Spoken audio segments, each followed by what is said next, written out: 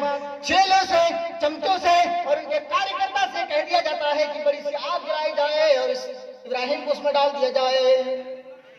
اللہ تبارک و تعالیٰ دیکھ رہا ہے.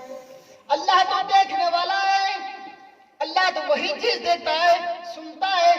انسان حرکت کر رہا ہے وہ بھی دیکھ رہا ہے. کالی جنگل میں, کالے پہاڑ پر ایک کالی چونٹی بھی اگر رینگتی ہے تو اس کا آواز اللہ تبارک و تعالیٰ سنتا ہے. اللہ تبارک و تعالیٰ پوری جگت دیکھ رہے ہوتے ہیں. میرے بھائیو, حضرت ابراہیم علیہ السلام کو آگ میں ڈال دیا جاتا ہے. اللہ تبارک و تعالیٰ نے آگ سے کہا یا نار کونی برداً و سلاما علی ابراہیم. آج تم میرے بندے ابراہیم کے لیے سلامتی والا بن جا.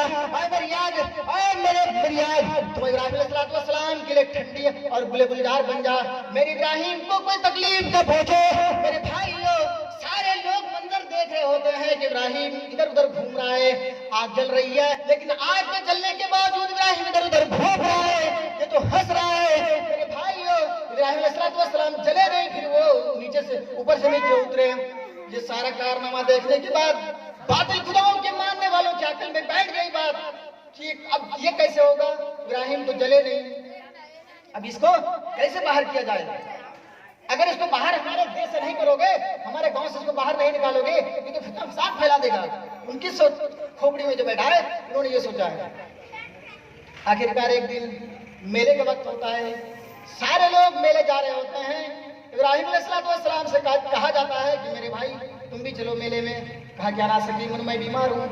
آئے میرے بھائی, آئے میرے ساتھی, آئے میرے دوست, میں بیمار ہوں, میں جا نہیں سکتا ہوں. میرے بھائیو, ابراہیم علیہ السلام اپنی زندگی میں 3 جھوٹ بولے ہیں, 3 جھوٹ جن میں سے ایک یہ بھی ہے. انہوں نے کہا کہ نا سکیم, میں بیمار ہوں. بیمار ہم دل سے ہیں, تمہارے باطل خداؤں کو دیکھ کر کے بیمار تو ہم سے بھی نہیں ہے. ٹینکی یہاں پڑ کر کے سو گئے اور اپنے ساتھی سے کہا